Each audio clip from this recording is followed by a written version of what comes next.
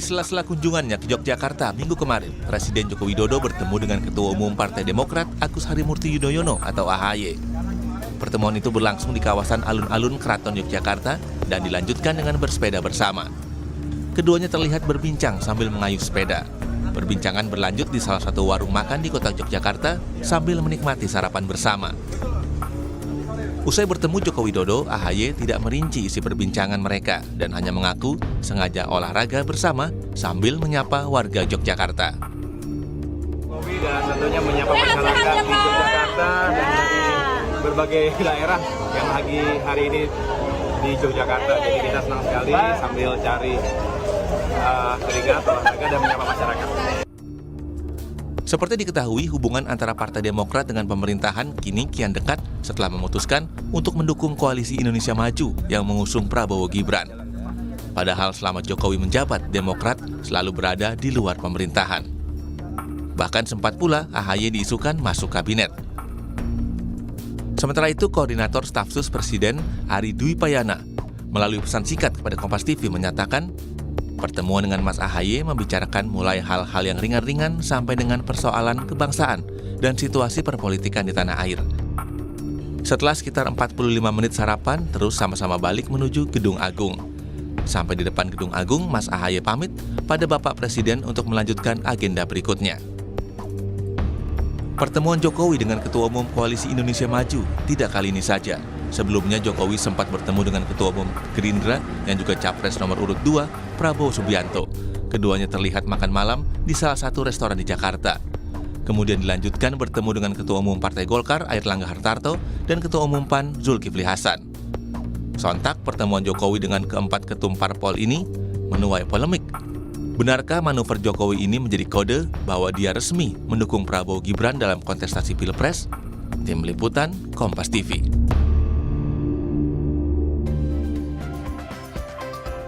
Saudara, dengan adanya pertemuan Presiden Joko Widodo bersama Ketua Umum Partai Demokrat Agus Harimurti Yudhoyono ini menjadi pertemuan yang keempat kalinya. Setelah sebelumnya Jokowi juga sempat bertemu dengan Ketua Umum partai politik lainnya yang juga partai pengusung koalisi Indonesia Maju dengan capres-cawapresnya Prabowo Subianto dan Gibran Rakabuming Raka. Nah, pertemuan Joko Widodo ini menjadi tanda tanya besar.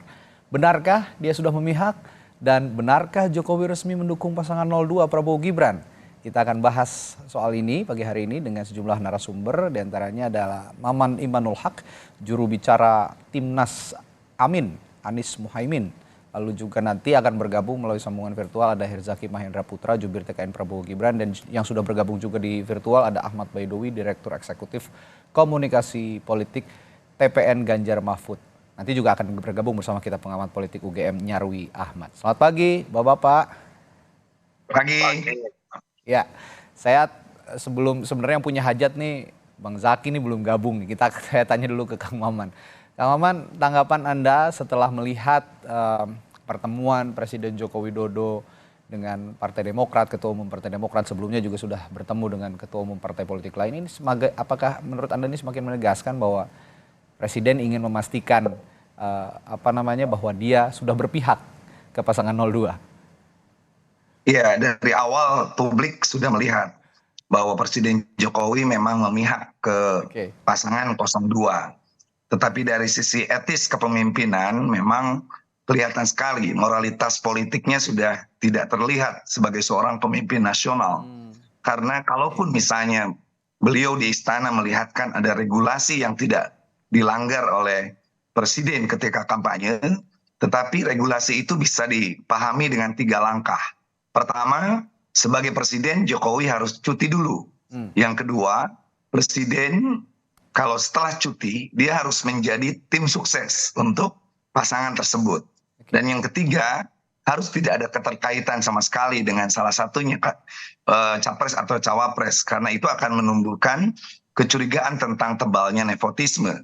Ini tentu menjadi sebuah presiden yang buruk untuk demokrasi Indonesia, di mana cawe-cawe seorang pemimpin nasional pada salah satu pasangan padahal seharusnya menjadi seorang wasit yang menjaga kualitas demokrasi, itu dilihatkan. Karena legasi terpenting dari seorang Jokowi itu bukan pembangunan infrastruktur, tetapi dia harus menjaga kondisivitas, menjaga kualitas demokrasi, dan juga mengawal konstitusi.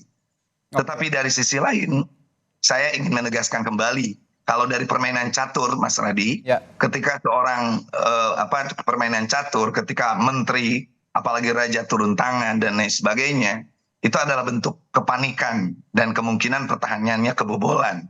Ini menjadi pembicaraan luas di tengah masyarakat, sehingga ini justru memacu kami di 01 untuk terus bisa meyakinkan publik bahwa pertarungan hari ini adalah pertarungan bagaimana kita menjaga kualitas demokrasi dengan meyakinkan visi misi kita bisa diimplementasikan demi mencapai Indonesia yang lebih baik, Indonesia emas di 2045. Baik, kalau kata Kang Maman ini kalau ibarat main catur sudah panik akan kalah begitu kira-kira ya Kang Maman, karena beberapa kali Presiden sudah kalau dibilang Kang Maman tadi cawe-cawe gitu untuk pemenangan Prabowo Gibran. Kalau dari Mas Awi tadi kalau kata Kang Maman ini panik. Mas Awi juga punya pandangan yang sama bahwa pasangan 02 yang sepertinya sudah terang-terangan didukung oleh Presiden Jokowi ini juga sudah mulai panik begitu dengan kondisi saat ini? Ya, artinya itu menunjukkan bahwa 02 tidak percaya diri kalau tanpa endorser dari Joko Widodo. Artinya apa? Gembar-gembor bahwa target satu putaran didukung oleh prakondisi melalui hasil survei, itu kan sebenarnya tidak sesuai dengan kondisi real di lapangan. Karena kita tahu lembaga survei yang mempublish 50% lebih itu kan ya lembaga-lembaga survei yang kadang baru muncul. Tapi apapun itu sah-sah saja dilakukan karena Gibran itu anaknya Jokowi. Tidak ada di dunia ini orang tua rela melepaskan anaknya ke gelanggang dibiarkan begitu saja. Anak saya aja ikut lomba 17-an tiap tahun itu saya deg-degan juga gitu. Jangan kalau kalah gimana, apalagi ini ikut kontestasi di tingkat nasional, yakni urusan pilpres.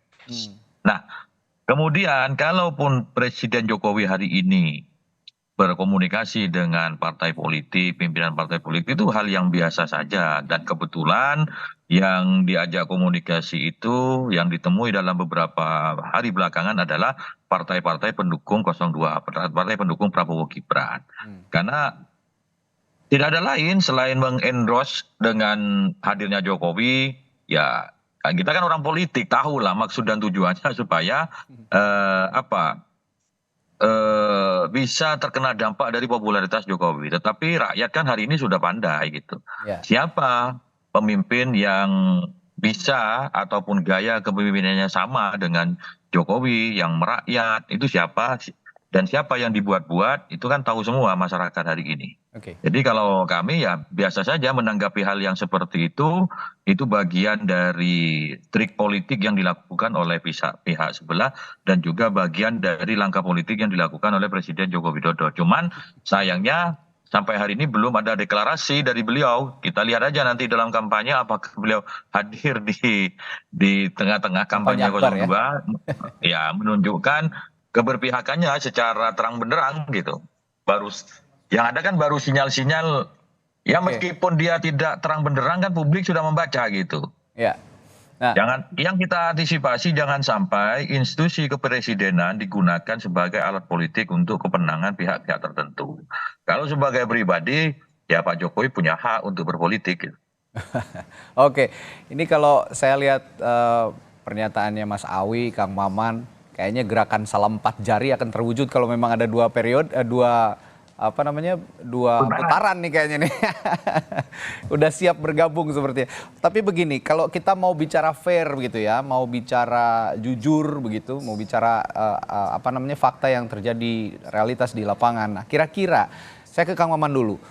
Sepakat nggak kalau misalnya memang pengaruh seorang Presiden Joko Widodo saat ini masih sangat tinggi kepada masing-masing kontestan, terutama ya memang kalau kita lihat sepertinya dikait-kaitkannya dengan pasangan 02 begitu. Masih sangat tinggikah pengaruh Presiden Jokowi, Mas Kang Maman? Iya, saya kebetulan terus berputar ya, terutama di wilayah Jawa Barat.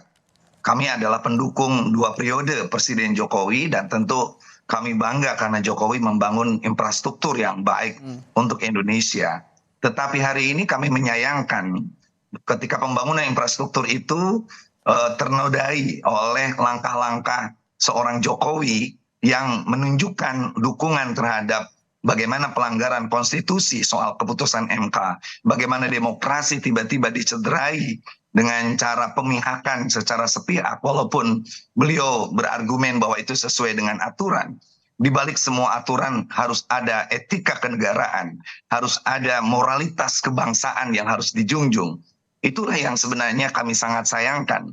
Sehingga hari ini para pendukung Jokowi tentu merasa kecewa dengan apa yang dilakukan oleh seorang pemimpin yang kita dambakan ketika awal kemunculan dan kita dukung 2 periode. Masyarakat melihat ada perubahan signifikan yang dilakukan oleh seorang Presiden Jokowi dan ini menyisakan sebuah kegamangan, menyisakan sebuah kekhawatiran dan tentu juga mengurangi atau menggerus dukungan. Jadi kalau hari ini Jokowi masih menganggap bahwa dukungan masyarakat itu besar seperti dukungan di periode pertama dan kedua kemarin, itu sangat salah. Masyarakat hari ini justru teredukasi baik oleh kampanye atau debat masing-masing capres. Lalu ketika ketiganya sudah memperlihatkan perdebatan-perdebatan yang lumayan panas, edukatif, membuat masyarakat tercerahkan. Kenapa harus ada yang cawe-cawe pemimpin nasional? Tidak perlu dilakukan sebenarnya. Sekali lagi saya ingin katakan, legasi terbaik yang kita nanti dari seorang Presiden Jokowi adalah mengawal kualitas demokrasi. Legasi terbaik dari seorang Jokowi pasca dia akan mengakhiri jabatannya di bulan September yang akan datang itu adalah bagaimana rakyat merasa sangat gembira dengan pesta demokrasi tanpa ada cawe-cawe kekuasaan, tanpa ada sistem yang diarahkan, tanpa ada intimidasi yang ditiupkan, dan masyarakat akan senang mengenang Jokowi sebagai bapak infrastruktur Indonesia yang terbaik tanpa merusak demokrasi. Ya, sebelum saya ke Kang Awi, di studio sudah hadir analis politik dari Universitas Gadjah Mada, Mas Nyarwi Ahmad. Pagi, Mas Nyarwi. Pagi, Radhi. Ini udah kehujanan ya, pagi-pagi macet nih kayaknya. Ya, di belakang tadi itu. Oke, saya akan minta analisisnya dulu nih dari Mas Nyarwi. Pertemuan Presiden Jokowi kemarin dengan Ketua Umum Partai Demokrat Agus Harimurti Yudhoyono. Apa yang Anda maknai dari pertemuan ini? Ya, yang pertama jelas pertemuan itu pengen memperkuat ya dugaan saya dukungan dari partai-partai ya pendukung 02. Kita tahu Demokrat menjadi bagian dari pengusung Prabowo Gibran ya. Dan saya kira ini rangkaian juga dari pertemuan-pertemuan dengan ketua-ketua umum partai yang lain ya.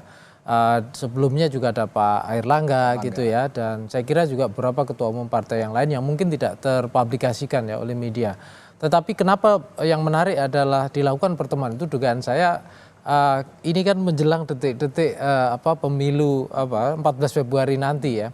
Dan kita tahu ya Bung Radi ya, ada misalnya dalam studi perilaku pemilih itu ada namanya split ticket voting ya. Jadi biasa itu pemilih memilih partai tapi tidak sepenuhnya gitu ya akan memilih pasangan capres cawapres 100%. Jarang yang sampai 100%. Ya, ada yang mungkin sampai 80 untuk partai-partai yang partai ID-nya bagus gitu, tapi ada juga yang rata-rata 60 65 bahkan 50 ya. Di beberapa data survei itu terpotret saya lihat. Nah, saya kira dengan beberapa tadi misalnya Mas Dowi ya yang menyampaikan meragukan ya misalnya bahwa data-data survei mengatakan ada berapa di antaranya 50% ke atas gitu ya. Nah ini kan mengindikasikan kalau kita lihat dukungan dari partai-partai pendukung Pak Jokowi itu kan besar sekali. Tetapi kan tidak sampai untuk konteks data survei yang mungkin dari lembaga-lembaga kredibel itu lebih dari 50% ya. Paling ya ada misalnya 46, 48 seperti itulah kira-kira. Bahkan ada yang bilang di bawahnya misalnya begitu. Nah ini yang mengindikasikan saya kira dukungan pada partai-partai itu nggak linier. Ya dengan dukungan pada pasangan capres-cawapres dan sekali lagi kita juga ditunjukkan di beberapa data misalnya untuk swing voter ya, misalnya untuk konteks pilpres itu masih mungkin sekitar 15%. Ya, untuk undecided voter pun juga bisa sekitar mungkin 6-8%. Artinya apa? Kinerja partai ini yang saya kira Pak Jokowi itu berusaha untuk mengepus. Walaupun kemudian orang bertanya, ini sebenarnya yang nyapres siapa gitu ya.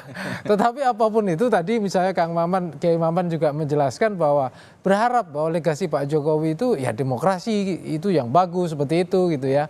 Tetapi tadi itu ya ini kan saya kira juga bagian dari upaya mungkin ya ada argumen-argumen lah ya dari pihak istana yang mungkin mempertimbangkan bahwa ada semacam ya pertimbangan-pertimbangan untuk konsolidasi ketemu tokoh-tokoh partai untuk memastikan pemilu berjalan lancar. Tapi kan dugaan-dugaan kritis dari termasuk para tim 01 maupun tim 02 kemudian kan bisa aja berpikir masa sih hanya ngobrolin soal itu kan gitu. Nah ini yang kemudian saya kira wajar akan menjadi pembicaraan publik, Bung Radi.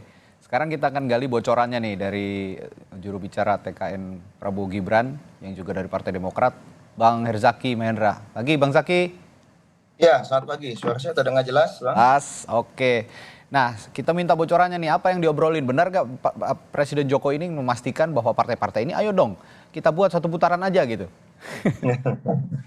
Ya, pertama begini ya, pertemuan kemarin berlangsung ya hangat dan ramah ya. Memang pagi hari itu Mas Ahaye dan Pak Jokowi bersepeda bareng keliling-keliling ya, mengelilingi ruas-ruas jalan sekitar alun-alun. Nah, di saat bersepeda pun kan juga sudah ada rekamannya, maka berbincanglah masalah-masalah ya keseharian yang dengan santai. Hanya memang ketika di ujung ya, ketika selesai bersepeda ada diskusi-diskusi yang lebih serius gitu. Salah satunya tentu menyoroti mengenai pemilu hari ini gitu. Dalam konteks apa ya? Pak Jokowi sebagai presiden, kami ya sebagai partai politik peserta pemilu gitu. Bagaimana kita ingin misalnya pemilu ini bisa berjalan dengan damai, pemilu ini bisa berjalan dengan aman, dan juga pemilu ini bisa berjalan dengan demokratis. Kan ada aja nih pihak-pihak yang kayaknya ya mungkin kalau Kang Maman atau Mas Awi sih nggak begitu gitu. Ya Mas Awi nggak begitu gitu, ya kan? Tetapi mungkin ada nih unsur-unsur pendukungnya kemudian atau relawan mungkin atau simpatisan yang berada di luar tim kampanye yang kemudian berupaya bolak-balik mendegradasi misalnya kan terkait dengan kualitas pemilu satu. Lalu misalnya bagaimana berupaya dalam konteks bahwa kesuksesan kita ingin pemilu ini bisa berjalan dengan aman dan damai, tapi dibuat seakan-akan ada potensi chaos dan sibuk memunculkan yang namanya ketakutan demi ketakutan gitu. Ya pada saat perbincangan kemarin ya Mas Ahaye juga menyampaikan kalau Demokrat kita dengan seluruh elemennya melihat bahwa kerja keras yang dilakukan oleh teman-teman KPU, Bawaslu ya kan setahu kami distribusi surat-suara saja udah hampir final ya, udah hampir tuntas bahkan sudah dilipat katanya apa yang kami dengar gitu ya, kerja-kerja KPU dan Bawaslu menuju hari H ini juga sudah optimal sebenarnya kami lihat, dan kita semua elemen inginnya bagaimana pemilu ini bisa sukses. Ini kan wajah Indonesia, kan begitu. Ini kan wajah kedaulatan rakyat ini. Nah ini yang kita sama-sama ingin jaga betul. Nah dalam perbincangan itu ya kalau misalnya bicara mengenai posisi kami sebagai KIM atau Koalisi Indonesia Maju, itu kan bisa saja gitu, bisa saja publik mengartikan itu. Tetapi beliau lebih banyak kapasitasnya sebagai presiden, lalu kami dalam kapasitasnya sebagai partai politik peserta pemilu gitu. Hanya memang kalau tadi saya dengar sebentar mengenai apa yang dilakukan oleh Pak Jokowi misalnya dalam konteks pemilu hari ini, kami sih masih merasa beliau tidak ada melakukan upaya-upaya yang extraordinary ya atau yang extrajudicial atau di luar kemenangan beliau ya. Dan kami sendiri dari TKN ya, kalau misalnya tadi kan saya sebagai misalnya juga Demokrat gitu ya, yang dengar langsung ya yang disampaikan oleh Mas Ahaye ketika selesai pertemuan itu, beliau menyampaikan gitu ya bahwa bagaimanapun ya Pak Jokowi ini harapannya bagaimana Mas Ahaye kan termasuk generasi baru nih ke depannya gitu yang akan melanjutkan tongkat estafet kepemimpinan. Jadi beliau ada keinginan agar apa yang sudah baik selama ini terjadi ya dari era Pak Jokowi, Pak SBY maupun era-era sebelumnya itu bisa dilanjutkan, dan bagaimana generasi muda seperti Mas Ahaye ya dan juga pemimpin muda lainnya itu bisa benar-benar bisa melakukan akselerasi terhadap apa yang sudah tercapai. Dan kalaupun ada yang misalnya dianggap masih kurang, ya wajar karena pemimpin tidak pernah sempurna. Ya, itu bagaimana bisa diperbaiki ya, bisa dioptimalkan ke depannya. Nah, kalau kita bicara tadi saya dengar 1 putaran, 2 putaran ya, kan begini nih, kalau kita bicara mengenai soliditas partai juga nih kan, sebenarnya kalau kami lihat soliditas partai di KIM itu angkanya kan hampir kira-kira kan 44% ya, setahu kami kalau digabungkan semua partai pendukung yang di parlemen, dan hari ini dukungan kepada Pak Prabowo itu mencapai seputar antara 44 sampai 48% yang kami tahu gitu. Ya adalah beberapa ya yang sedikit yang sudah mencapai 50% lebih. Tapi kan rata-rata yang kami lihat itu 44 sampai 48%, dan itu sejalan ini dengan total suara partai pendukung Pak Prabowo ini di parlemen. Jadi kalau kami melihat sebenarnya bicara mengenai soliditas, hari ini soliditas partai pendukung Pak Prabowo ini sebenarnya sudah optimal ini. Nah, sekarang yang lagi kita optimalkan adalah bagaimana peran mesin partai ini bisa kemudian merekrut ya masyarakat ya yang di luar yang saat ini sudah kami rekrut. Karena masih ada, kalau kami ngitung ya, mungkin tadi beredar dengan Mas Nyarwi tadi katanya belasan persen or something gitu. Kalau di data kami sendiri udah di bawah 10% sebenarnya nih. Yang tinggal yang kita perebutkan gitu. Baik, Mas Awi, saya ke Mas Awi nih. Kalau tadi saya tanyakan ke Kiai Maman, ke Kang Maman, bahwa banyak juga partai politik pendukung Prabowo Gibran yang berharap punya insentif elektoral jika Presiden Joko Widodo ini menunjukkan keberpihakannya kepada 02 begitu ya, pasangan 02. Nah, kalau Anda melihat saat ini kondisi realnya menurut Anda yang objektif begitu kira-kira, Presiden Joko Widodo pengaruhnya masih cukup besar atau tidak? Sebagai partai politik, P3 juga pernah mengusung Jokowi dalam dua periode pada pemilu sebelumnya, Mas Awi. Kita terbiasa menggunakan angka-angka statistik yang berdasarkan dari temuan di masyarakat ya. Memang approval ratingnya dari Pak Jokowi itu masih cukup tinggi sebagai presiden. Dan follower Jokowi itu masih tetap loyal ketika Jokowi yang maju. Tapi hari ini tidak ada nama Joko Widodo di kertas suara. Tapi kan ada nama Gibran. Itulah yang kemudian menjadi jawaban kenapa target satu putaran itu dalam berbagai survei kan tidak survei kredibel kan masih di bawah 47. Kenapa? Karena di kertas suara itu nama Joko Widodo tidak ada. Yang ada Prabowo dan Gibran, Anies dan Muhaimin, Ganjar dan Mahfud. Nah, masyarakat itu masih mayoritas, pemilih kita itu tidak paham melek politik. Ketika dia mencari nama Joko Widodo tidak ada, itu juga tergambar dari lembaga survei. Orang yang di-endorse oleh Jokowi itu juga tidak signifikan. Mengikuti arahan politik Jokowi itu juga tidak signifikan. Kecuali Pak Jokowinya maju sendiri. Nah, itulah menjadi jawaban kenapa kemudian Pak Jokowi, karena anaknya juga sedang maju, bagaimana asosiasi publik terhadap Jokowi ini juga bisa terwakili misalkan di Prabowo Gibran, taruhlah karena ada anaknya Pak Jokowi di situ. Tetapi itu tidak cukup bagi masyarakat, karena yang maju bukan Jokowi. Yang diharapkan masyarakat adalah siapa pemimpin yang memiliki tipikal keberlanjutan dari Presiden Jokowi, perbaikan, dan juga langkah-langkahnya ya sama ketika memimpin. Maka kemudian kita munculkan, kita melepaskan dari embel-embel apapun, maka kita menginginkan mengusung Pak Ganjar Pranowo sebagai presiden rakyat. Karena kita ini berkoalisi dengan rakyat. Kalau persoalan kemudian ada keinginan dari partai-partai 02 ingin mengasosiasikan Presiden Jokowi, misalkan sosok Jokowi terhadap dukungan mereka, ya hal yang wajar saja gitu kan. Karena kami tidak pernah punya pengalaman mengusung Gibran. Dulu 2014 P3 pengalaman mengusung Prabowo.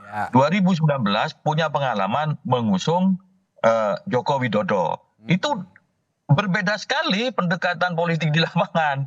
Jadi termasuk juga hari ini yang mana Pak Jokowi kita harapkan menjadi sosok presiden yang memiliki legasi. Kalau tadi Pak Kang Maman nyebut Pak Jokowi itu sudah dikenal dengan Bapak Infrastruktur. Tidak cukup itu, kita juga menginginkan bagaimana Pak Jokowi itu menjadi Bapak Infrastruktur Demokrasi dan Infrastruktur Politik yang dikenang oleh masyarakat. Tidak terkontaminasi oleh keinginan atas dorongan pihak-pihak tertentu yang menyalahgunakan kewenangan kelembagaan kepresidenan. Itu yang kita waspadai, yang kita antisipasi itu. Contoh, indikasi itu sudah ada misalkan.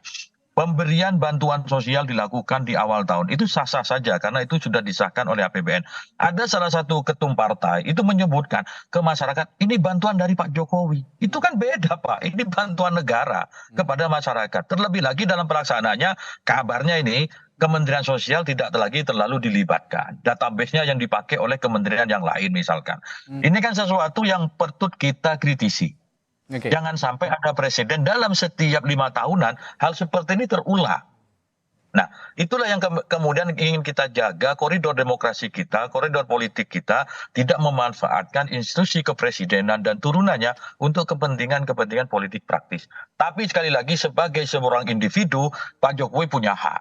Tapi kemudian masyarakat juga akan menilai sekali lagi yang dilihat hari ini adalah siapa yang menjadi replika yang mirip dengan kepemimpinan Pak Jokowi.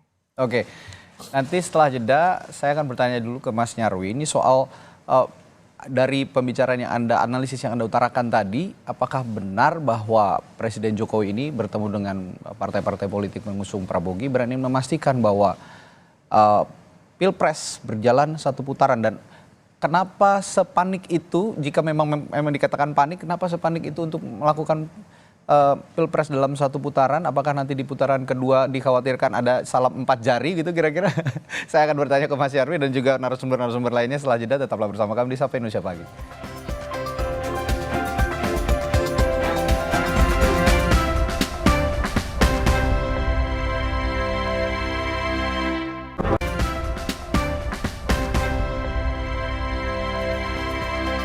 Kembali di Sapa Indonesia Pagi.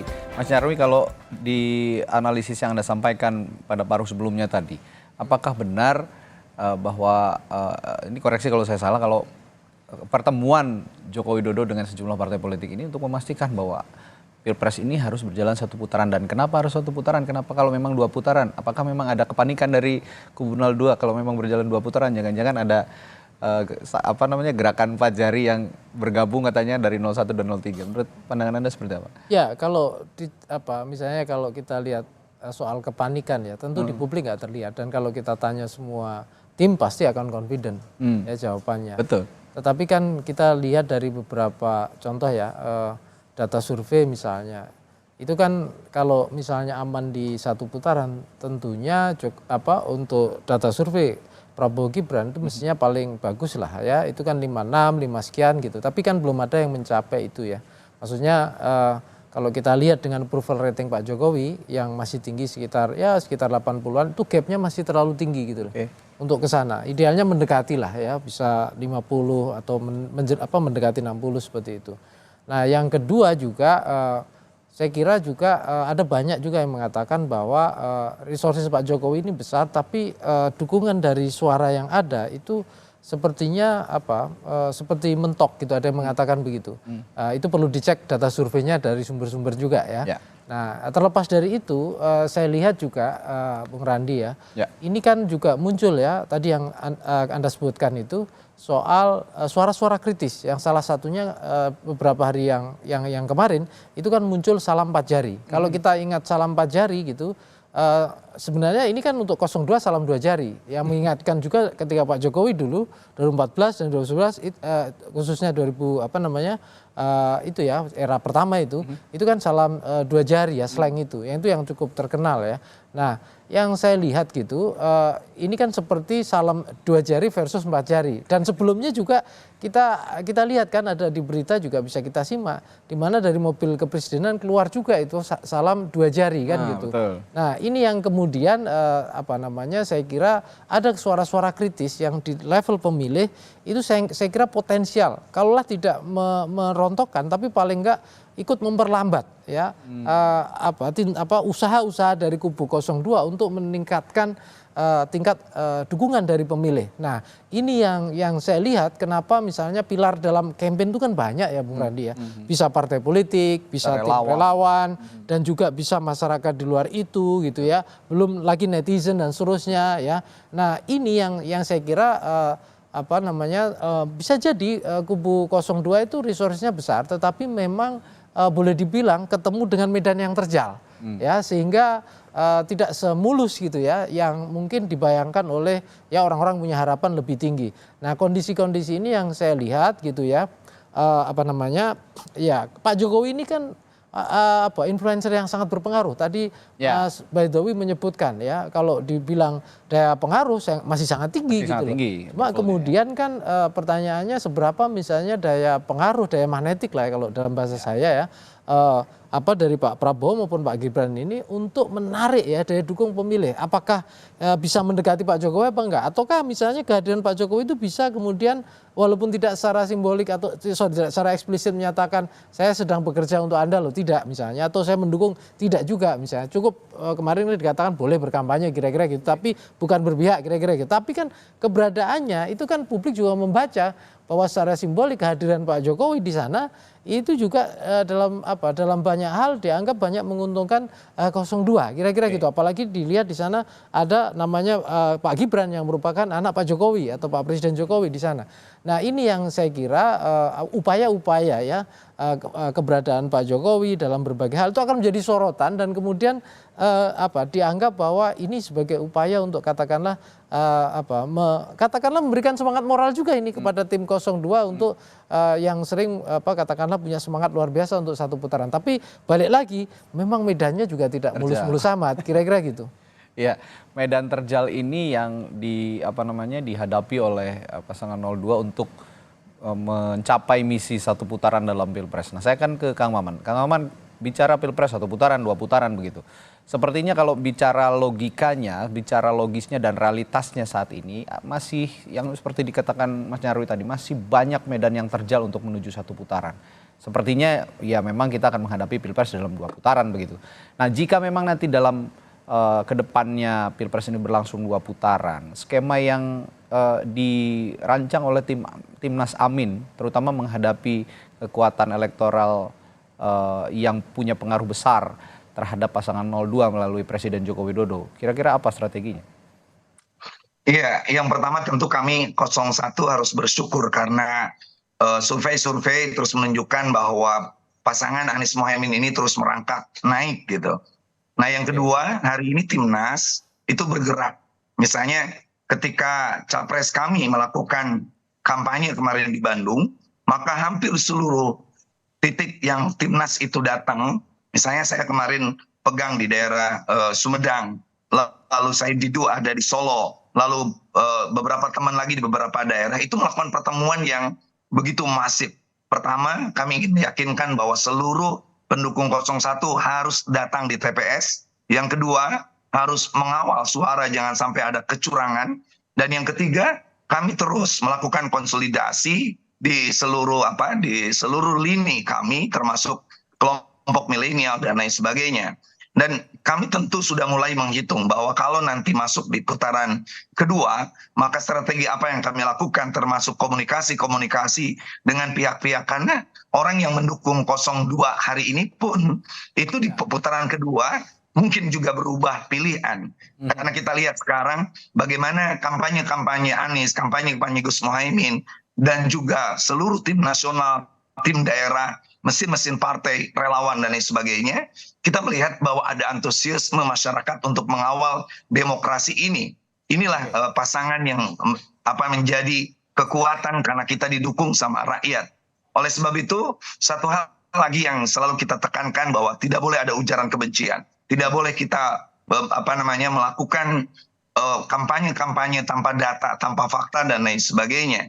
Sehingga kami meyakini bahwa bila nanti masuk di putaran kedua itu, maka salah satu yang akan kami lakukan adalah mengajak seluruh anak bangsa untuk memenangkan perubahan ini, karena bagaimanapun ini demi Indonesia yang lebih baik. Kita sudah punya track record seorang Presiden Jokowi dalam infrastruktur, tapi saya setuju Mas Awi tadi, infrastruktur demokrasi, infrastruktur hukum, infrastruktur pemerintah, tata kelola pemerintahan yang baik itu menjadi penting. Saya ingin terakhir Mas Randy mengutip kata-kata Socrates dengan redaksi yang saya ubah sedikit, bahwa jika seseorang bangga dengan kekuasaan seseorang, bila kita bangga dengan kekuasaan seseorang, sekali lagi kita bangga mengusung Jokowi 2 periode, jangan dulu dipuji, orang itu sebelum kita tahu bagaimana akhir kekuasaannya dipergunakan. Itu yang menjadi catatan dari masyarakat, sehingga masyarakat hari ini terutama partai konsentrasi di partainya masing-masing, lalu Pilpres itu betul-betul saya setuju Mas Nyarwi tadi bahwa berbeda. Ketika Pilpres kemungkinan ada partai yang mengusung capresnya A, ada seorang kader partai yang dia partai tertentu tapi dukungan capresnya berbeda dengan dukungan partainya. Itu aja Mas Randi. Baik, ya kalau ke Bung Zaki saya akan tanyakan simbiosis mutualisme sepertinya antara Partai Demokrat dan juga Pak Jokowi setelah 2 tahun berada di luar 2 periode maksud saya ya 10 tahun 2 periode 10 tahun ini berada di luar pemerintahan. Nah, saat ini sepertinya Demokrat mencari momentum yang tepat untuk berada dalam pemerintahan dan berada dalam epicentrum kekuasaan. Nah, jika memang itu yang diharapkan, apakah kira-kira harapan ini bisa tercapai ke depan untuk Partai Demokrat bisa punya lagi elektoral yang lebih baik dibandingkan pemilu-pemilu sebelumnya, 2 pemilu sebelumnya, Bung Zaki? Ya, terima kasih. Kalau bicara mengenai elektoral ya, kami punya magnet sendiri. Namanya Pak SBY ya, sudah terbukti 10 tahun memimpin Indonesia ya, dan alhamdulillah kita bicara mengenai APBN meningkat 4 kali lipat, pendapatan per kapita meningkat 3 kali lipat, penurunan orang miskin itu sampai dari 16% menjadi 10%, dengan prestasi yang luar biasa dicapai oleh kepemimpinan Pak SBY dan Demokrat sebagai motor utamanya gitu. Nah, sehingga bagi kami ya, yang kedua kami juga punya caleg-caleg yang turun terus ke lapangan bekerja menemui masyarakat ya selama bertahun-tahun terakhir, bukan hanya menjelang pemilu saja. Inilah yang kami andalkan sebagai magnet elektoral. Sedangkan dengan Pak Jokowi tentu kami sebagai partai politik harus menghormati bagaimana beliau ini presiden. Kami saat ini tetap di luar pemerintahan dan kami akan masuk di pemerintahan itu ketika insya Allah Pak Prabowo Mas Gibran ini dipilih oleh rakyat Indonesia di 2024. Nah, itulah saat kami nanti akan masuk ke pemerintahan.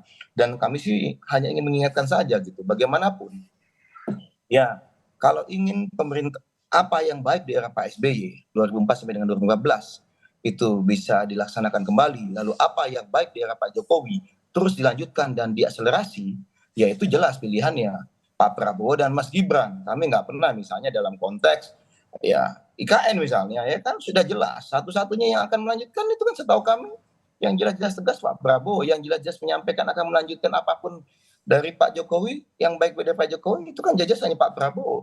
Yang lain setahu kami setiap hari mengkritik terus gitu dari kinerja Pak Jokowi meskipun masih di pemerintahan. Ini kan agak kontradiktif gitu. Yang pasti kalau dari kami 02 tetap kita fokus pada kampanye, visi misi, gagasan dan program kerja kami. Kami tidak akanlah misalnya menyalahkan kok ibu yang disalahkan katanya karena ada anak yang tidak punya adab atau akhlak gitu kan. Jahat sekali ya ibu sampai disalahkan. Padahal kita tahu ibu itu luar biasa peran dan pengaruhnya dalam mendidik dan membina anak gitu loh. Kalau misalnya katakanlah ada ketidakmampuan dalam menjawab sesuatu dalam konteks dimanapun itu gitu, jangan kemudian membawa-bawa ibu atau menyalahkan ibu. Ibu itu luar biasa perannya. Saya sendiri sebagai pribadi misalnya terkesiap gitu mendengar ada tokoh politik yang menyampaikan seperti itu di muka publik gitu loh. Karena bagi kami ibu itu sangat mulia dan luar biasa. Ya, janganlah kemudian menyenggol-nyenggol ibu-ibu gitu loh. Ya, kalau misalnya anak ada yang salah, ya anaknya lah yang misalnya katakanlah salah. Tapi kalau misalnya mohon maaf, kalau memang dalam kemampuan diskusi atau dalam forum publik ternyata merasa kalah telak gitu, ya jangan kemudian menyalah-nyalahkan, menebak sana sini gitu. Ayo kita fokus saja, visi misi kita apa, program kerja kita apa, mana yang bermanfaat buat rakyat. Itulah yang kemudian menjadi saat ini ya, yang kami lakukan terus. Pak, alhamdulillah nih, ada yang bilang kami stagnan, bagi kami nggak stagnan, karena sebenarnya trend line dari berbagai survei yang kami itu terus meningkat, misalnya dari 30-an something terus naik, dan hari ini sudah di atas 40-an gitu. Ya namanya variasi, beda seminggu ada yang 42, 44, 47, 48, bagi kami itu hal yang wajar, tapi kami menghormati bukan survei yang ini segini, survei ini segini, tapi kita lihat tren masing-masing survei itu yang kita lihat, dan yang paling penting adalah bagaimana suara rakyat di lapangan yang kami temui. Bukan kita akan, mohon maaf nih, tidak ada itu TKN 02 misalnya, wah kita kalau tidak satu putaran bahaya, enggak ada kok gitu. Kalau ada kepanikan itu ya? Nggak ada kemarin kayak gitu. Bagi kami, kita bekerja keras dan alhamdulillah rakyat sudah memilih dan menentukan hari ini. Tinggal kami jaga betul nih suara ini gitu. Ya kan, jangan sampai misalnya pemilu ada kecurangan nantinya gitu ya kan. Dan kami yakin saat ini kita semua ada 3 pasangan calon, semua pasti jaga betul nih di TPS. Ya. Kalau mau curang gimana kita bingung juga. Menurut kami kok ada masih pihak yang bilang curang kita bingung. Berarti Jadi kita nggak punya saksi. Jadi kalau pilpresnya 2 putaran siap ya TKN ya? Ya tentu kita siap bagaimanapun. Alhamdulillah dukungan kita sudah punya basis yang solid. Nanti Mas Kang Maman, misalnya Mas Awi mau gabung, kami sangat terbuka gitu loh. Yang kami bingung ini kalau yang kami bingung belum selesai pertandingan ada yang sudah menyerah kalah gitu, ya kan? Lalu siap-siap koalisi. Nah ini kami nggak mengerti ini pola pikirnya. Mungkin rakyat melihat pola pikir ini, wah ini nggak bakal menang. Ngapain kami memilih? Malah kami melihatnya seperti itu nih, ada arus di lapangan yang melihat bang kok sebelah merasa udah nyerah kalah ya. Ya udahlah bang, tadi saya mikir masih belum gitu, tapi akhirnya geser ke kami ya. Kalau kami alhamdulillah ya, apapun itu kita berjuang, kita dengarkan suara rakyat, kita jaga betul demokrasi kita. Makasih, ayo Kang Maman, Mas Awi, selama ini pertarungan berjalan dengan baik. Ayo kita optimalkan ya. Mari kita biarkan rakyat memilih hati nurani dan aspirasi. Ini sepertinya juga Mas Zaky juga bersiap-siap untuk 2 putaran dengan merayu Kang Maman sama Mas Awi ini.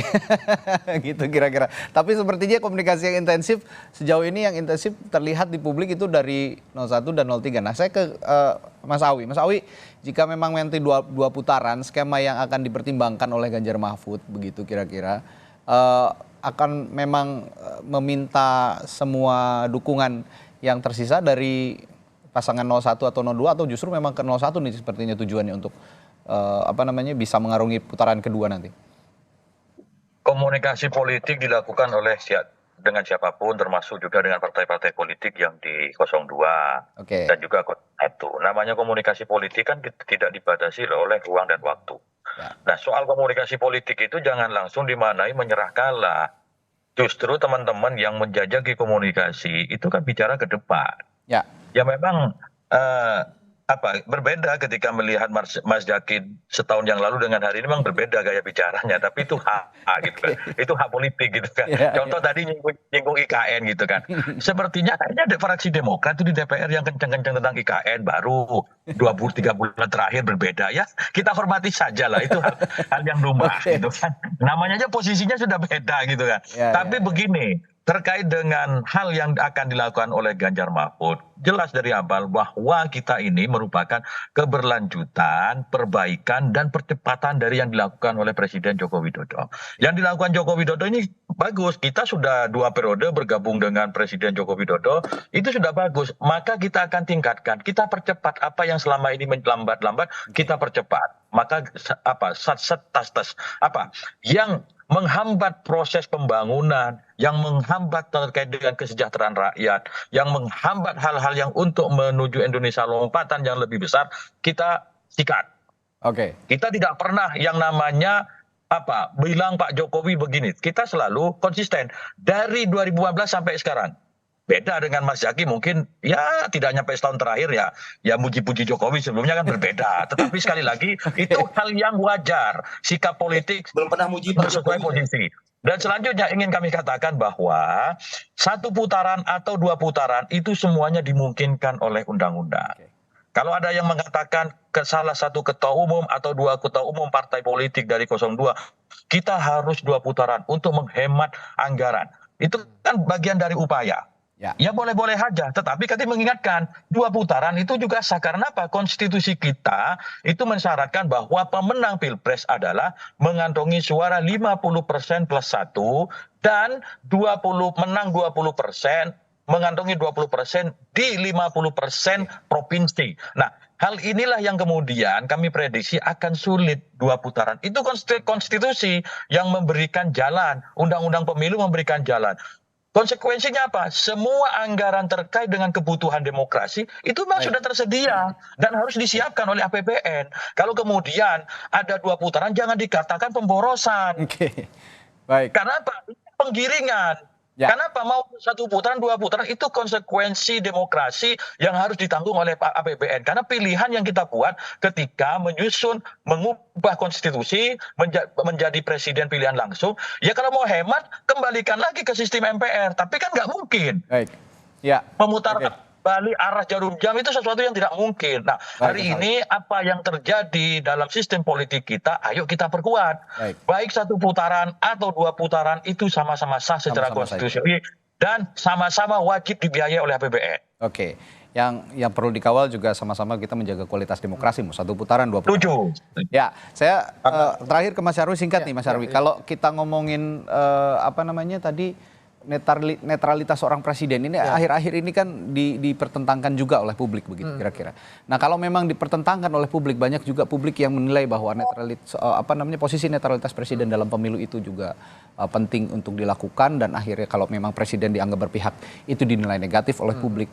Masihkah punya efek yang positif untuk memang nanti jika dikait-kaitkan dengan pemenangan 02, pasangan 02? Ya gini Bung Radi, netralitas presiden itu hal yang mutlak ya. Dan kalau kita lihat statement secara terbuka, Pak Jokowi hanya bilang presiden boleh kampanye, tapi keberpihakan itu kan tidak disampaikan. Ya, kita itu tahu itu. Tetapi kan seringkali publik menafsirkan. Contoh ketika menyampaikan statement presiden boleh berkampanye, sampingnya ada Pak Prabowo masalahnya. Di sana bukan kandidat yang lain. Nah itu kan tafsirnya macam-macam. Tapi oke lah.